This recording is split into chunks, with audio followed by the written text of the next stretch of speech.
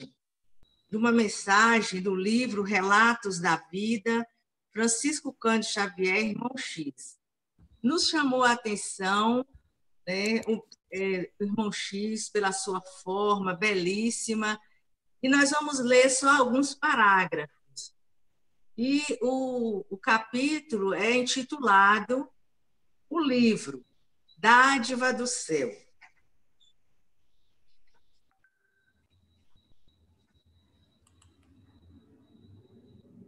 Onde encontraremos o Senhor? Prosseguem perguntando os inumeráveis viajadores da vida. Nos castelos primorosos da fé, nos monumentos que consagram o domínio exclusivista, nas cerimônias santuárias do culto exterior, nos preciosos discursos da convicção dogmática, eis, porém, que a claridade cintilante da ideia conduz o coração que se faz simples e sincero ao evangelho da vida, e o livro, em seu humilde arcabouço de papel, representa a nova manjedoura em que realizamos o nosso encontro com o Espírito do Senhor. Veremos no livro o santuário de nossa ascensão espiritual. Quando o povo missionário se desvairava na idolatria, o Todo-Poderoso salvou com o livro dos 10 mandamentos, por intermédio de Moisés. Quando o Mestre Divino veio trazer à terra as justas diretrizes da redenção, determinou o Todo-Compassivo que um livro, o Evangelho da Boa Nova, lhe fixasse a luz. Quando a civilização se desequilibrava com as tempestades morais, luminosas e destruidoras da Revolução Francesa, o todo sábio amparou o mundo, então, no declive de tenebrosos despenhadeiros, oferecendo-lhe o livro dos Espíritos, através de Allan Kardec. Depois da oração, o livro é a única escada pela qual o céu pode descer à terra. Em verdade, quando um povo abandona o livro, começa a penetrar, sem perceber, o vale da estagnação e da morte. Vamos, então, à nossa prece.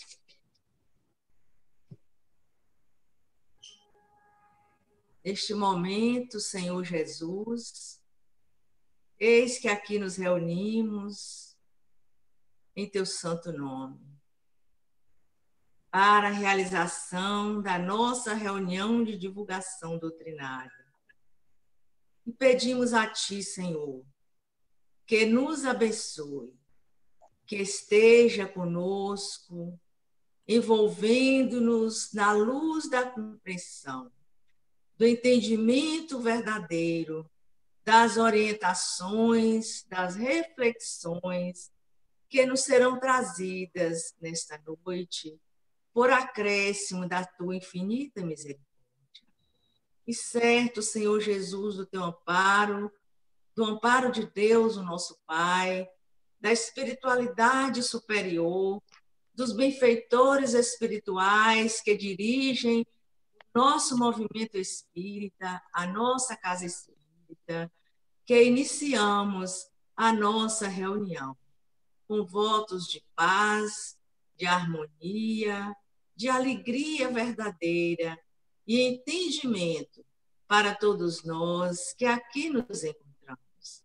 Sede, pois, conosco, Senhor Jesus, agora e sempre.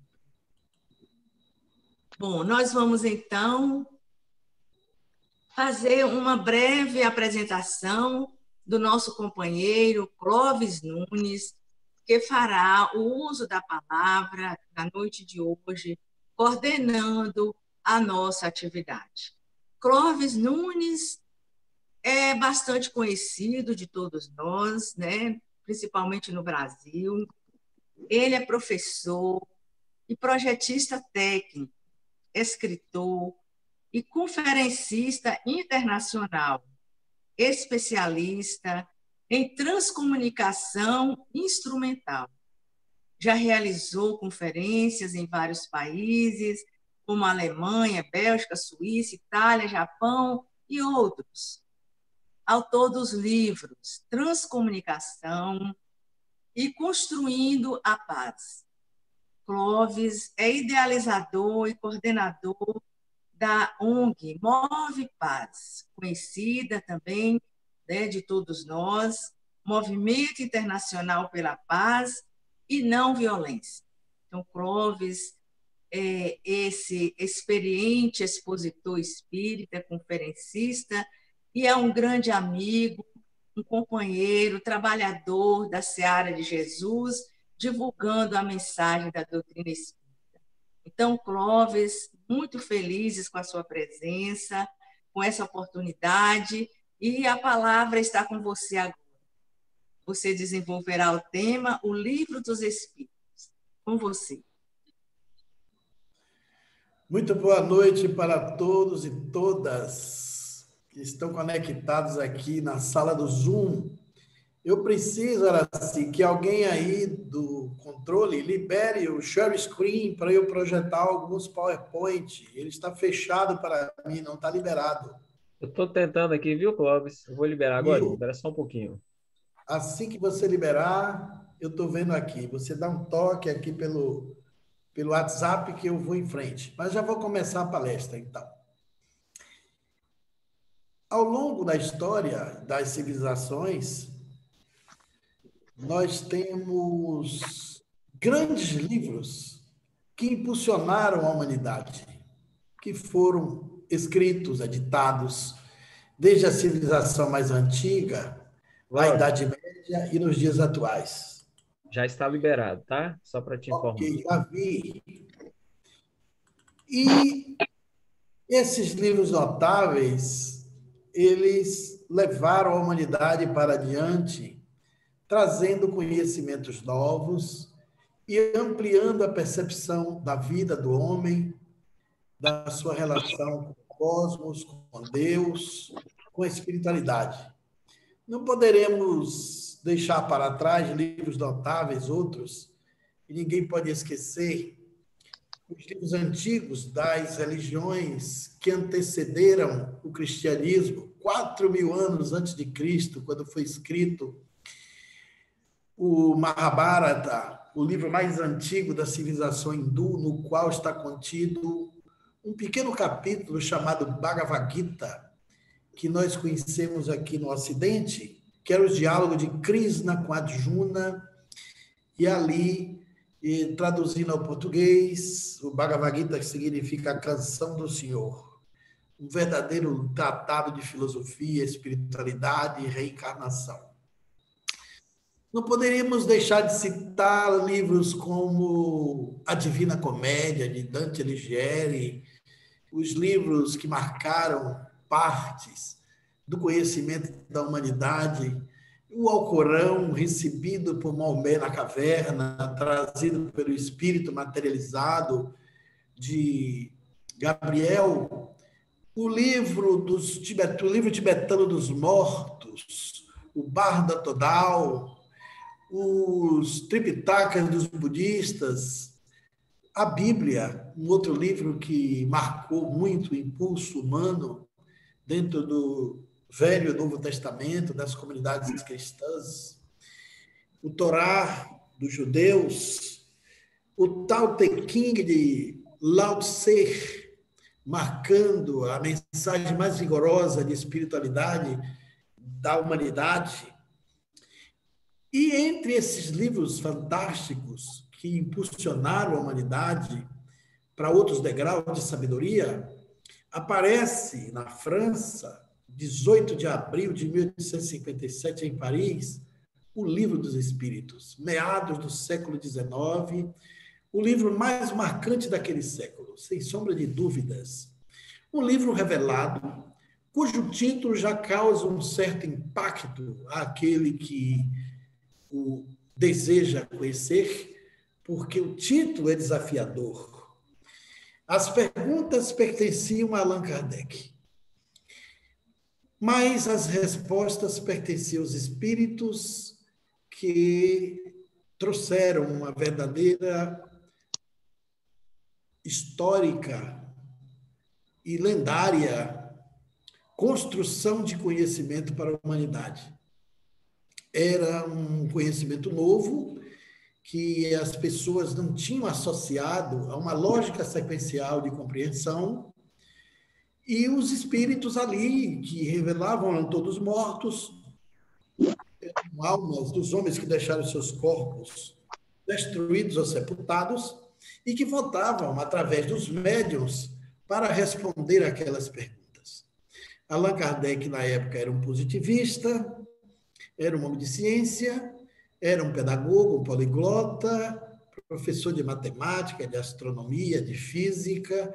Naquela época, o conhecimento dos professores que vinham de Yvetot, quando foi a sua originária formação, aluno de Pestalozzi, traziam uma cultura polimorfa sobre os assuntos científicos, porque ainda não tínhamos as ciências todas divididas como hoje. O conhecimento era global, integrado e, ao mesmo tempo, sintético. Allan Kardec, como um grande pedagogo, teve contato com os fenômenos espíritas a partir de 1853, eram os fenômenos das mesas girantes, que tinha migrado de outros países, da Alemanha para a França, mas chegou primeiro pela Suécia. E ele encontrou alguns cadernos de perguntas que já tinham feito aos espíritos por outros pioneiros que lhe antecederam, mas ele teve um cuidado de desenvolver um método e construiu um enredo de perguntas. E depois de algum tempo, em 18 de abril de 1857, numa manhã de sábado, ele lança em Paris o Livro dos Espíritos. Uma obra interessante que tinha um plano pedagógico de construção.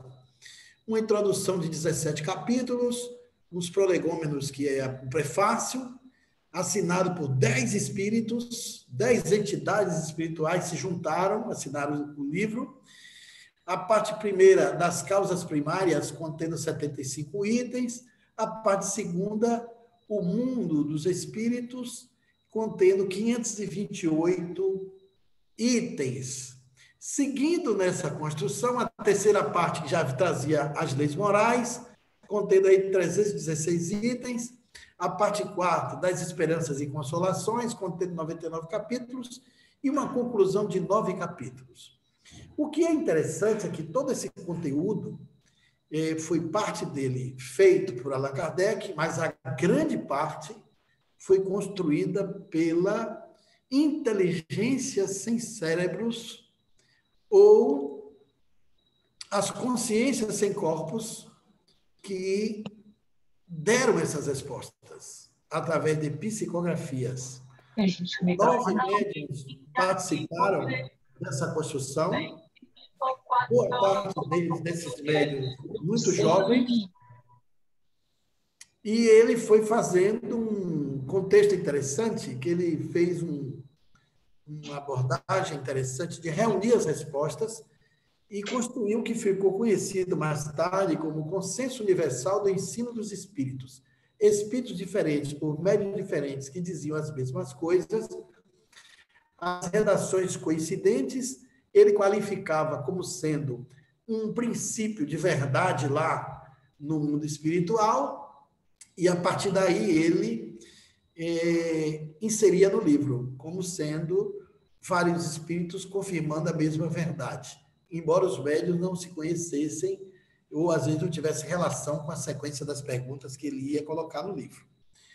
Era um livro revelado porque as respostas eram contundentes. Ele se impressionava, e as pessoas todas se impressionavam, porque os conhecimentos ali inseridos eram coordenados pelo Espírito de Verdade, uma entidade que se apresentou a ele antes da construção do livro, logo no começo da missão dele. Ele recebe essa obra orientada por esse espírito, ao qual conversava durante um par de horas, uma vez por semana, e essa entidade e tinha um grupo de outros espíritos que a acompanhavam, entidade de poder espiritual elevado, orientou cada palavra, cada capítulo de uma nota que estava na introdução do Livro dos Espíritos, que só veio ser publicada no Brasil com a tradução nova do Evandro Loreto, pela Federação Espírita Brasileira, que nós não conhecíamos essa nota antes das edições publicadas com a tradução do Dr. Guion Ribeiro. E essa nota, Allan Kardec descreve nessa edição todos os conteúdos aqui narrados nesse livro, vocês podem, inclusive, adquirir essa edição e conferir, foram orientados pormenorizadamente pelos espíritos superiores. Há um fato, antes dele concluir o livro, gente, parece que tem o microfone aberto. Se vocês puderem prestar atenção e fechar esse microfone, está entrando um ruído externo por trás da fala. Com certeza o microfone de alguém está aberto, é só fechar o microfone.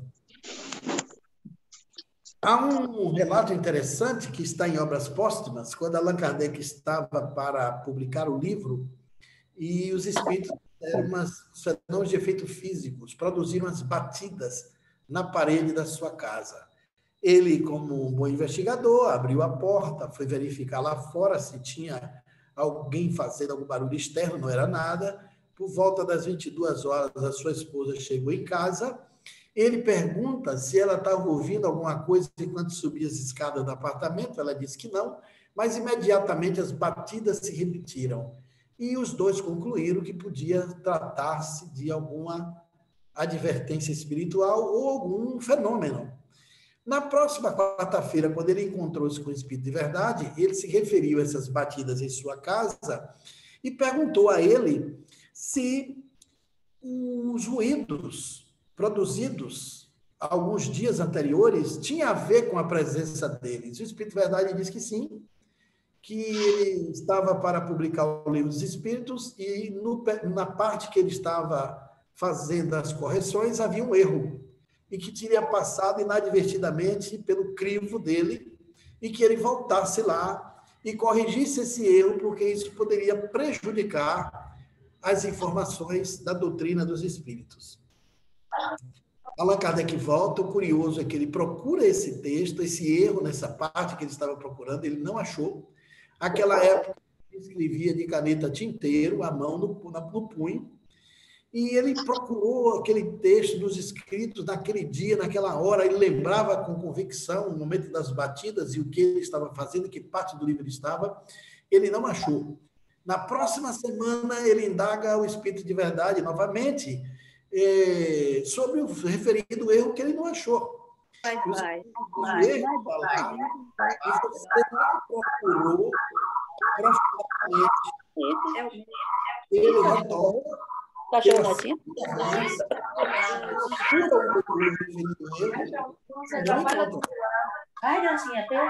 Mas está sem.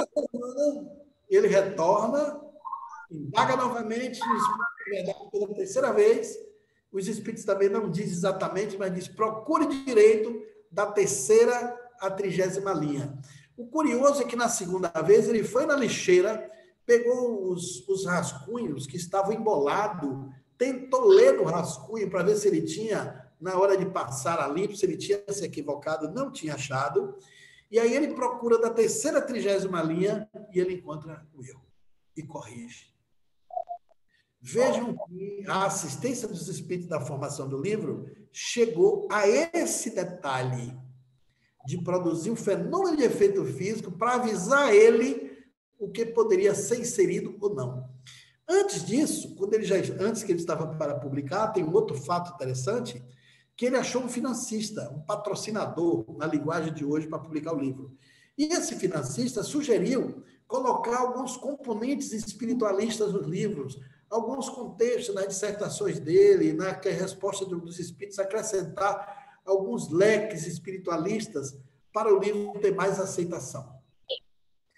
E os espíritos dizem a Kardec que ele não fizesse isso, não aceitasse a opinião dos financistas nas sessões mediúnicas que ele tinha semanalmente, e que isso não estava correto, que ele não deveria proceder com aquele contrato. E Allan Kardec diz, mas é o único financista que eu tenho, no momento, capaz de possibilitar a publicação do livro. E os espíritos disseram, não se preocupe que nós vamos lhe ajudar. Allan Kardec fez uma resposta categórica. Mas vão lhe ajudar até financeiramente, até materialmente falando, no caso, né? A resposta dos espíritos não poderia ser mais fantástica. E o espírito de verdade responde a ele, não te ajudar seria não te amar. Ele abandona o financista e, no momento aprazado, aparecem os recursos e o livro é publicado. E o sucesso foi estrondoso, com um plano geral da obra construída assim, em 4 partes, e uma introdução, como foi dito no outro, mostrado no outro slide, os prolegômenos. Essa introdução tem 17 capítulos, a primeira parte das causas primárias, a segunda parte do mundo dos espíritos, a terceira parte as leis morais da vida, a quarta parte as esperanças e consolações, e uma conclusão com 9 capítulos. Quantas perguntas ou 1019? Durante mais de um século, se dissera que que o livro dos Espíritos era constituído de 1018 perguntas. Até o final dos anos 80, começo dos anos 90, a geração dos espíritas, daí para trás, dizia que era 1018. Quando eu comecei nas lides espíritas, oradores famosos, mais velhos, se referia a 1018 perguntas. Nos anos 90 para cá, o livro passou a ter 1019. Isso é uma curiosidade interessante, porque durante muito tempo esqueceram de numerar uma pergunta, a 1011A e 1011B. Ficou sem número a B. E a partir, as editoras esqueceram, ia repetindo o erro da primeira edição do Brasil. E aí, a partir de... Para desconectar do áudio deles. A B, depois da 1011, foi numerada, e o livro passou a ter 1019. Mas o espiritismo no Brasil tem umas questões curiosas.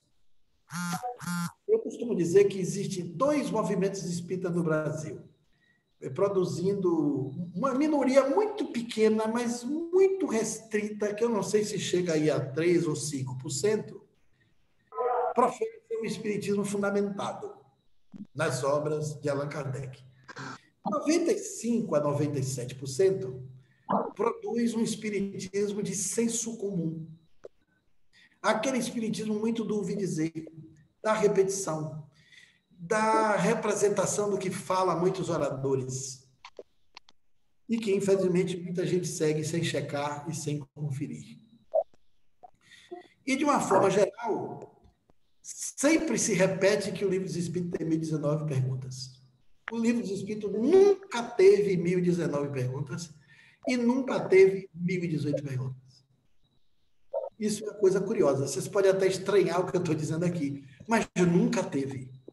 A primeira edição do Livro dos Espíritos foi lançada em 8 de abril de 1897, com 501 perguntas. A segunda edição foi lançada em março de 1860. Já foi em outra data, em outro mês. Aí, Allan Kardec ampliou o livro, colocou uma ampliação das perguntas e passou a ter 1019 questões. O problema todo é que a gente confunde questão com pergunta.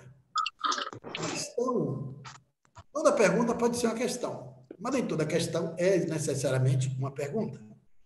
Eu posso ter uma questão na justiça e isso não é uma pergunta. Mas pergunta Então, são sinônimos a depender da circunstância do texto. No contexto, não. No caso do Livro dos Espíritos, perguntas são diferentes de questões. E lá não tem 19 perguntas. O Livro dos Espíritos tem 1.183 perguntas. Somente 1.183.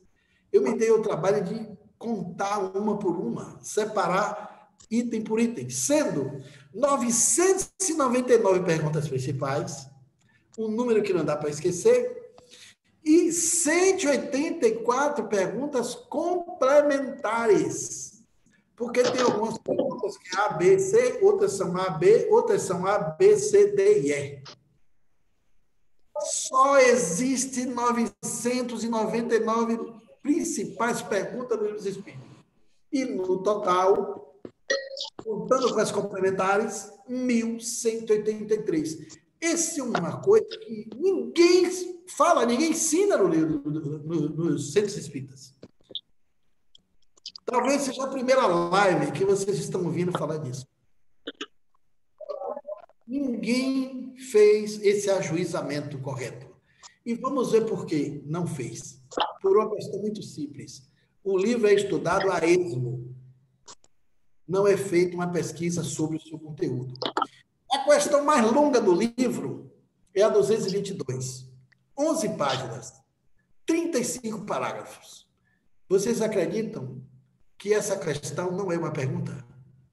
É uma dissertação do punho e da autoria de Allan Kardec sobre a pluralidade das existências. É ali que ele insere, depois dessa questão longa, a mais longa que tem, ele insere o conhecimento da reencarnação como um postulado básico do Espiritismo, mas não é resposta de espíritos a nenhuma pergunta. Questões como essa, tem muitas. Muitos espíritos. Portanto, nós temos que separar as perguntas das questões. As dissertações de Allan Kardec têm mais de 54. Dentro das 1.019 questões. A questão mais curta é uma pergunta. É 1625. Embora 222 não seja. Gente, tem gente que está com o microfone aberto aí, ó. Tem gente que está com o microfone aberto, está tendo interferência. Se puder desligar, ótimo. Eu falei isso mais cedo, mas acho que quem estava aberto não viu para fechar. Então, vejam. Na 625, Allan Kardec pergunta qual o maior espírito que veio à Terra para servir de modelo e guia. A resposta dos espíritos: vide Jesus. A dissertação mais longa não é pergunta, nem é resposta dos espíritos. Tem mais de 50 dissertações de Allan Kardec que não traz nenhuma pergunta. É apenas uma questão que ele numerou como item. A pergunta mais subdividida é a 222, a 235 que ele faz, 236A, 236. 236A, 236B, C, D e E. Ele subdivide em 5 perguntas, uma só. É quando ele está fazendo a classificação dos mundos, e esse caso aí ele pergunta sobre os mundos transitórios. A pergunta mais extensa dele é a 384 linha, a 384 com 117 linhas. Olha que pergunta longa para acontecer a resposta. A primeira edição, em 18 de abril de 1857, só foi perguntas, 501. Allan Kardec fez uma coluna com a pergunta dos espíritos e uma coluna com a resposta, e tinha ali uma explicação dele que era baseada nas redações anteriores, das quais ele juntava para fazer a síntese da resposta, onde ele fazia um complemento explicativo.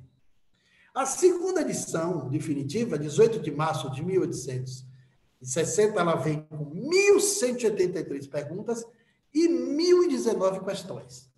Então, nós vamos entender, se fizermos uma conta simples, que qualquer cabeça faz, nós vamos ter 164 questões que não são perguntas do Livro dos Espíritos.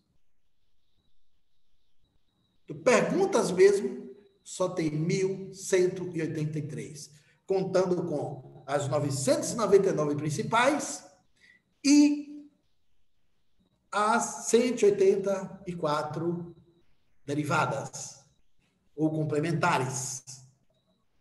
Então, espero que depois dessa live a gente aprenda a separar questão de pergunta dos espíritos. Os espíritos só se ocuparam de imprimir os seus conhecimentos em 1.183 perguntas. Isso aí está contido a doutrina dos espíritos, é o livro dos espíritos, que traz a filosofia espiritualista. A introdução tem 34 páginas, é de Allan Kardec. A conclusão tem 17 páginas, contém 19 itos feitos só por Allan Kardec. O livro tem mais de um quinto de livros espíritas de autoria de Allan Kardec. O restante é de autoria dos espíritos.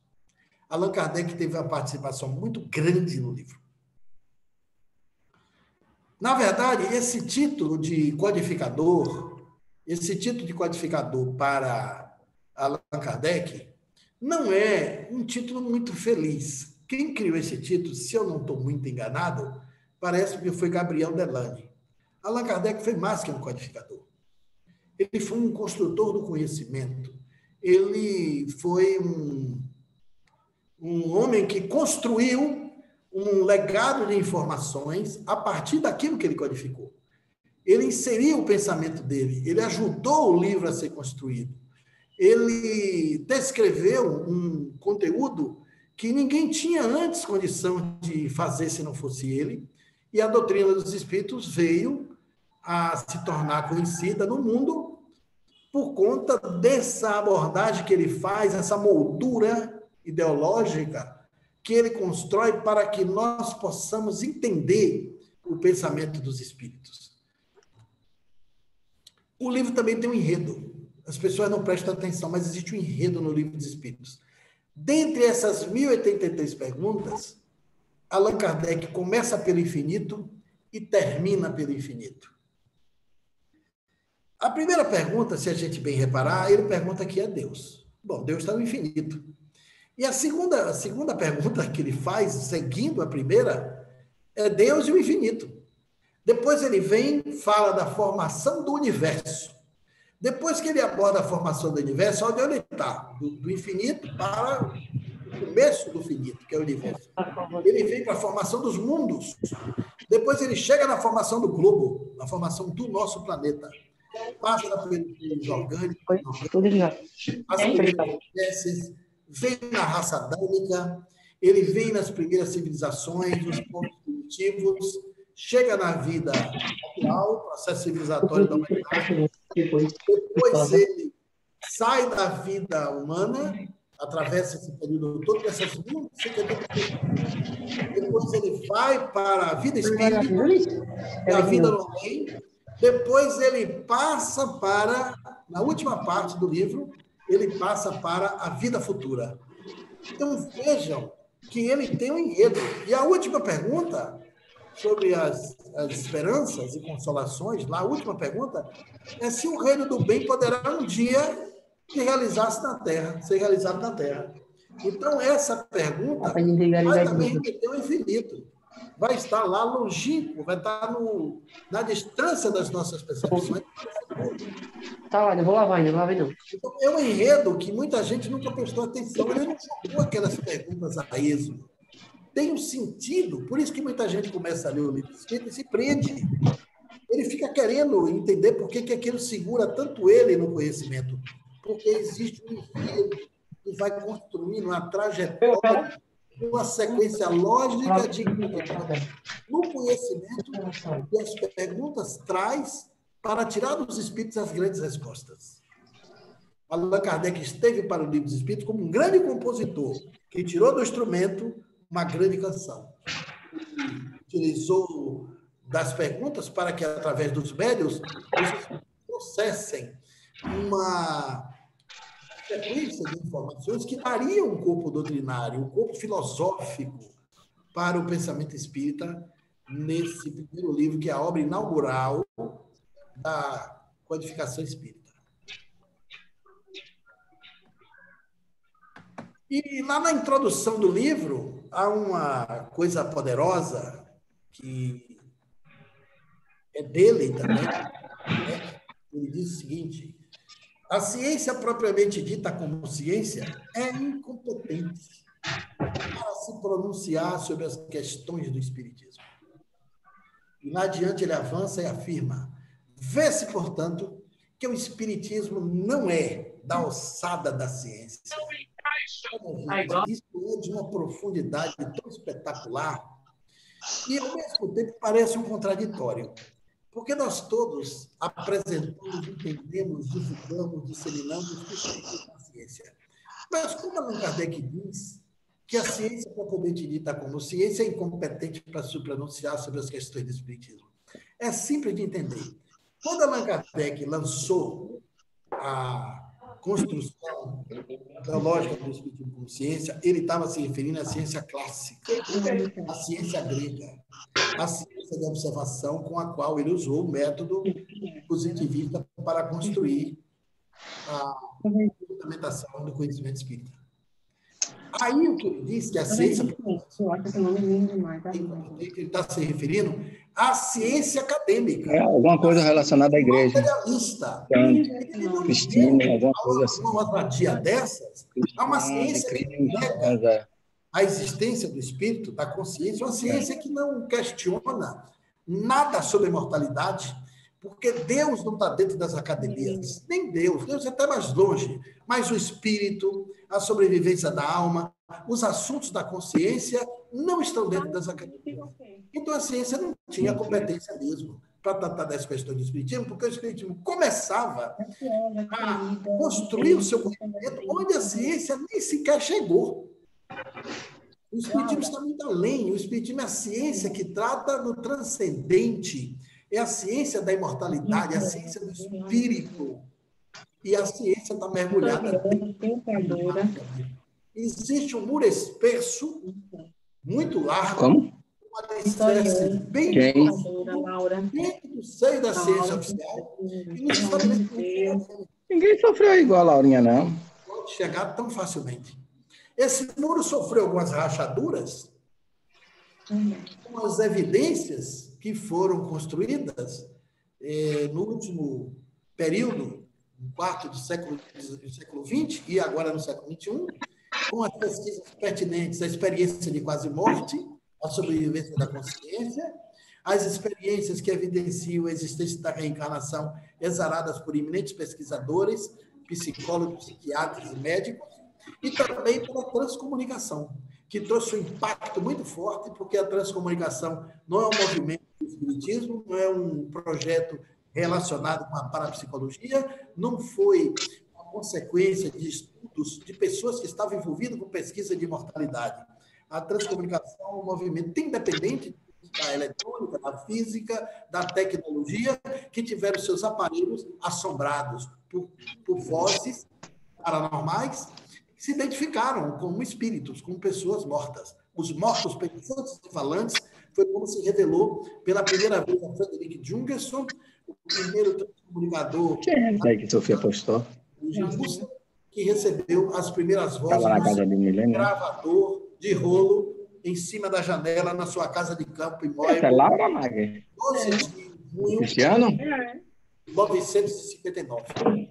E os espíritos revelaram a ele: nós somos os mortos, pensantes e falantes, e temos um trabalho a fazer com você na Terra.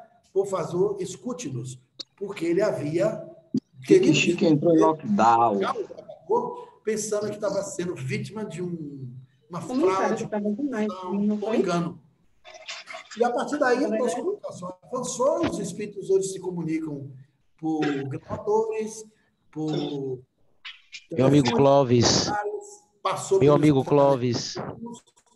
Por transtextos, por imagens escaneadas e por televisores. E Clóvis. a transcomunicação trouxe esse Clóvis Nunes. da ciência oficial. Você está me escutando, Clóvis? Estou. Por que você quer falar agora? Porque tem microfones abertos, Clóvis. Então, eu não E a posso gente- fazer nada com o microfone aberto. Não adianta você falar comigo. Eu já falei com o pessoal da técnica e ninguém consegue desligar no meio de 100 ou mais pessoas o microfone. Eu não posso. Clóvis, Tenta ouvir aí do jeito que der. Então, é o seguinte, talvez nas próximas salas vocês devem ter um controle de fechar o microfone por aí, só abrir do palestrante, e aí evita isso. Mas Clóvis, então, Clóvis, é Leilton que está falando. Amigo, ele colocou você como anfitrião.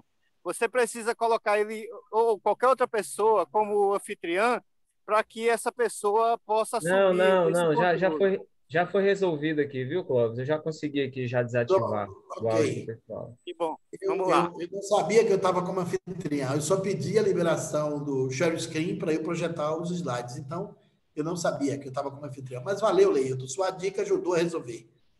Então, vejam, gente, o espiritismo não é da alçada da ciência e não é mesmo. Porque a ciência não tem metodologia alargada para alcançar os fenômenos espíritas. Embora existam cientistas estudando paranormalidade e espiritualidade, mas eles são chamados de paracientistas. Eles desenvolvem para o conceito acadêmico uma abordagem como paroxistas. Eles não são aceitos. E o espírito está longe, digo isso a vocês com muita segurança, de ser considerado um elemento da natureza para passar a ser um objeto de pesquisa da ciência oficial. O espiritismo não é da alçada da ciência. Eu vejo alguns colegas, amigos nossos do movimento espírita brasileiro tentar relacionar a física quântica com o espiritismo e faz um esforço enorme para achar que a física quântica está revelando. Gente, isso é uma tremenda bobagem. A física quântica não passou dos horizontes da matéria ainda. Embora ele estude o invisível, da matéria radiante para cima, o cerne da física quântica é materialista. Os físicos que romperam com o estabelecimento são todos rejeitados, rechaçados e não são admitidos. Entre eles, Fritjof Capra, Amit Goswami, muitos outros, Patrick Drouot na França e muitos outros. Romperam, tiveram que romper com o estabelecimento, ou com o estabelecimento, como eles chamam, para poder asseverar com alguma segurança que é possível que o espírito seja, de fato, um ser existente, independente da realidade material. Então, essa introdução que Kardec coloca no Livro dos Espíritos, ela é muito forte, atualíssima, e dá um norte correto ao que é o espiritismo com a ciência. Embora ele, usando o método científico, ele abordou de uma maneira interessante, dizendo que toda vez que a ciência o espiritismo tivesse errado em um ponto, o espiritismo deixaria esse ponto e seguir a ciência. Porque ele previu no futuro que poderia ser que isso viesse a acontecer. Por quê? Porque no livro A Gênese, os espíritos dizem a ele uma sequência de informações que faz ele concluir que o espiritismo vê nas descobertas da ciência uma revelação das leis de Deus. Porque é aí, na natureza, onde a ciência conquista a sua plataforma de sabedoria, alcançando essas leis que estão na natureza, que a ciência se faz como ciência. E o espiritismo se fundamenta nas mesmas leis. Allan Kardec não tirou o espiritismo da Bíblia, não tirou o espiritismo dos evangelhos, Allan Kardec não tirou o espiritismo da caridade, Allan Kardec não tirou o espiritismo da teologia, Allan Kardec não tirou o espiritismo das doutrinas espiritualistas, Allan Kardec não tirou o espiritismo de uma religião que brigou com a outra, ele não fazia parte disso. O espiritismo não se fundamenta em nada dessas origens e fontes tradicionais do surgimento de religiões. O espiritismo não vem de livro sagrado, não veio de um livro sagrado. O livro dos espíritos não é um livro sagrado, embora tenha espírita que queira sacralizar. Allan Kardec se fundamentou nas leis da natureza para trazer o Espiritismo para o mundo. É só lermos com bastante atenção o livro que é o Espiritismo, que deve ser o primeiro livro recomendado para alguém ler. No Livro dos Médiuns, ele recomenda que o primeiro livro que você deve dar ao iniciante espírita, aquele que quer conhecer a doutrina, é o livro que é o Espiritismo. É lá que ele explica que o Espiritismo é a ciência que trata da natureza, da origem, do destino dos espíritos, bem como de suas relações com o mundo corporal. E é isso que está na introdução da primeira página, depois na primeira página do Livro dos Espíritos. Do que trata esse livro? Esse livro notável, que ainda não é conhecido, não é compreendido, não se sabe nem que ele não tem a quantidade de perguntas que não separa a questão de perguntas, dissertações de Allan Kardec, e não atribui a ele o valor que ele tem na construção do livro. E esse homem maravilhoso, que deixou esse legado incrível para nós, ainda não foi bastante reconhecido. Está saindo aqui, daqui uns anos, uns meses, as cartas de Allan Kardec, um trabalho elaborado por São Paulo, que tem como grande participante o nosso amigo Figueiredo, Paulo Figueiredo, com um grupo que achou as anotações pessoais de Kardec, que estava sob a posse de Júlio Abreu Filho, quando ele era vivo, de Canuto Abreu Filho, quando ele era vivo, depois de Canuto Abreu passou para seus filhos, seus netos, e agora chegou nas mãos do movimento espírita brasileiro. Isso tudo vem a lume para trazer essas informações precisas sobre o pensamento espírita na sua real dimensão, para a gente entender o livro dos Espíritos. A maneira como esse livro foi construído não foi como o filme Allan Kardec mostrou. Ali ficou muito incipiente, como se Allan Kardec fosse assim um homem que trabalhou o livro dos Espíritos praticamente do afoitismo das circunstâncias. Aquele ali não é o perfil ideológico do comportamento científico de Allan Kardec a elaborar esse livro, mas não é mesmo.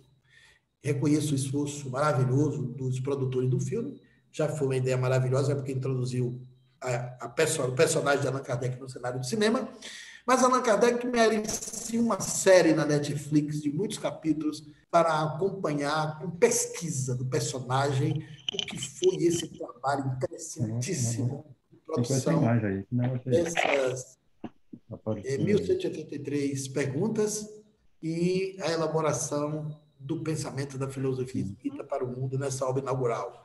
Merece uma série de muitos capítulos até entender o verdadeiro papel, o contributo de Allan Kardec, que foi muito mais do que ser um mero codificador.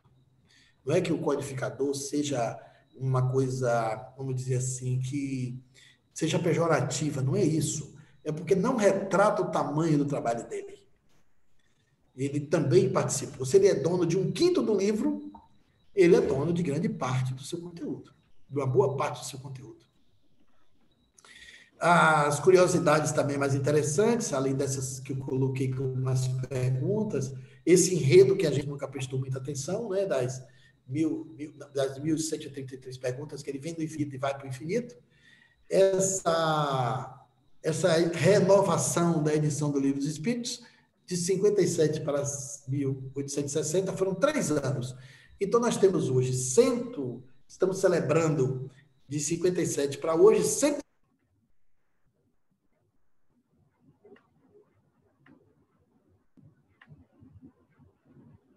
Segunda edição.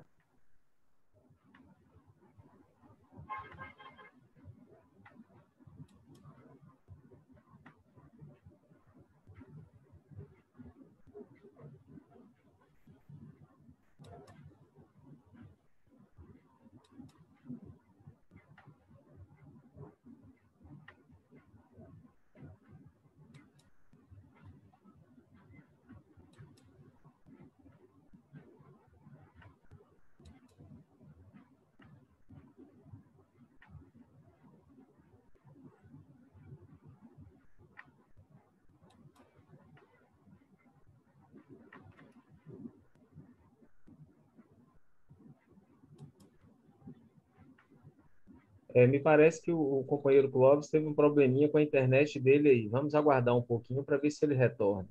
Ok?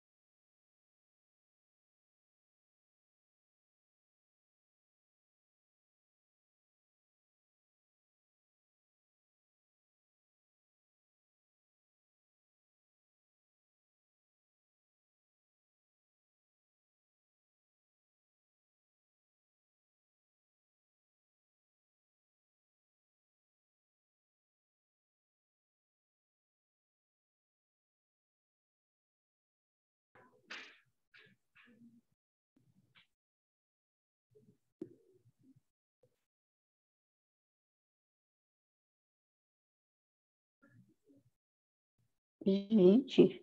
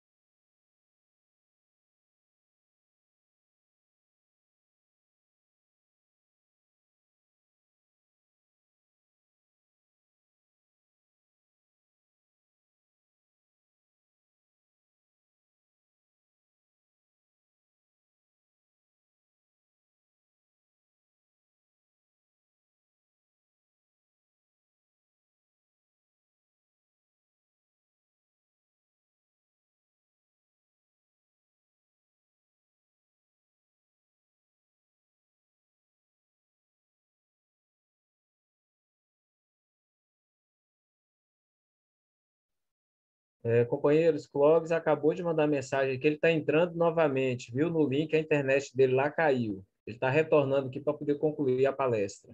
A gente pede um pouquinho aí de paciência dos companheiros. Obrigado.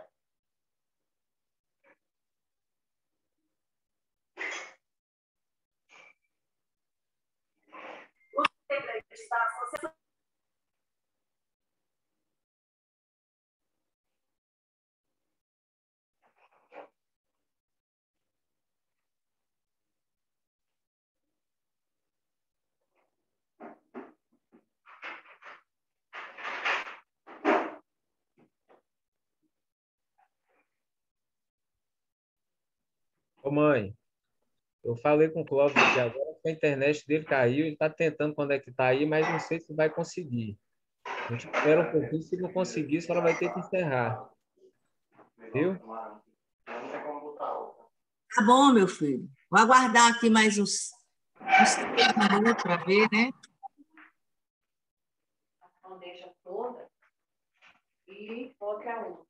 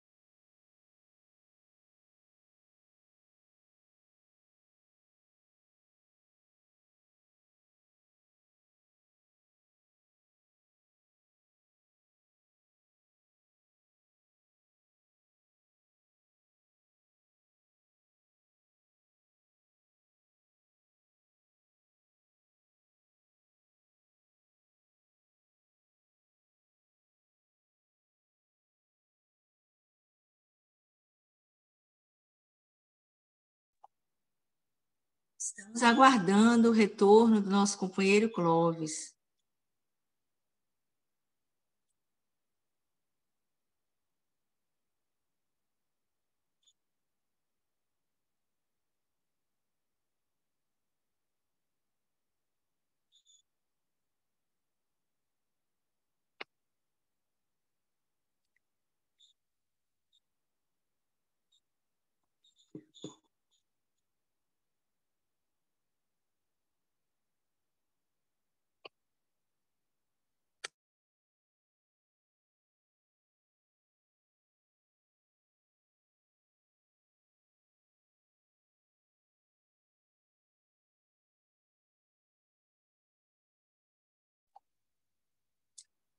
Eu acho que a gente deveria finalizar a nossa reunião. Nós estamos dentro do tempo, né, previsto para a reunião. Ô, mãe, Oi. ele tá mandando um áudio aqui para mim agora. Espera só um pouquinho, deixa eu ver o que que ele vai falar aqui. Tô achando que a internet dele lá, porque ele tentou ligar para mim pelo WhatsApp, não conseguiu uma chamada, entendeu? Então a internet dele está meio fraca. Deixa ele mandar o áudio aqui para me ouvir, aí eu dou o retorno. Aí você me dá o retorno, por favor.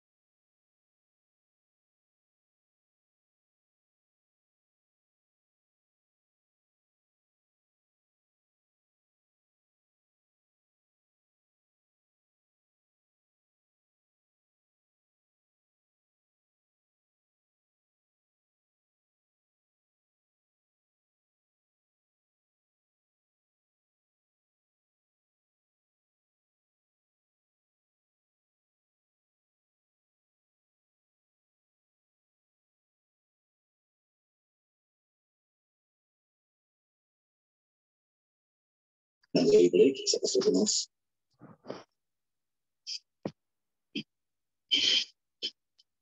Eu briguei meu filho de 5 anos andar de bicicleta.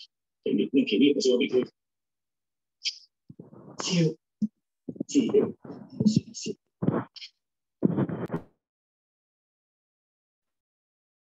Deixa eu passar para vocês aqui uma informação. O Clóvis não está conseguindo conectar. Eu acho que a internet dele lá está com problema, nem pelo celular, nem pelo notebook ele está conseguindo entrar novamente. Ele está sugerindo que a gente marque uma nova reunião, ou próximo domingo, ou outra data, para ele fazer uma palestra só de perguntas e respostas relacionadas ao Livro dos Espíritos, a essa palestra de hoje. Aí as pessoas vão poder perguntar e ele vai responder. Ele pode dar uma pincelada sobre a palestra e depois abrir, né, para perguntas, e ele vai estar respondendo as dúvidas com relação ao Livro dos Espíritos. Aí fica aí a nossa diretora de departamento para analisar essa possibilidade, mas eu acho que agora, a princípio, a gente deveria encerrar, né, a reunião doutrinária, ok?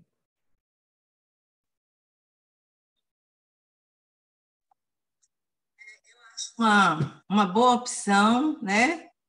A gente pode estar remarcando, com certeza. O tema é muito importante, muito motivador, para que a gente possa fazer as reflexões sobre esse livro tão importante em nossas vidas, que é o Livro dos Espíritos.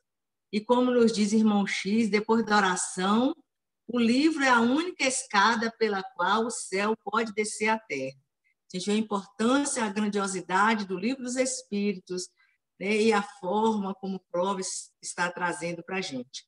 Então, a gente depois vai entrar em contato com ele, vamos ver a possibilidade dele estar retornando e a gente fazer, né, essa questão das perguntas para que ele possa responder. Você pergunta, o Espiritismo responde. A gente já teve até uma coluna assim no nosso boletim informativo. Então, nós vamos fechar a nossa reunião da noite de hoje, agradecendo a presença de todos por essa oportunidade, pedindo, né, desculpas porque os meios tecnológicos, isso pode acontecer, né? E é normal que isso aconteça e que a gente possa, então, aguardar uma próxima oportunidade. Vamos, então, à nossa prece.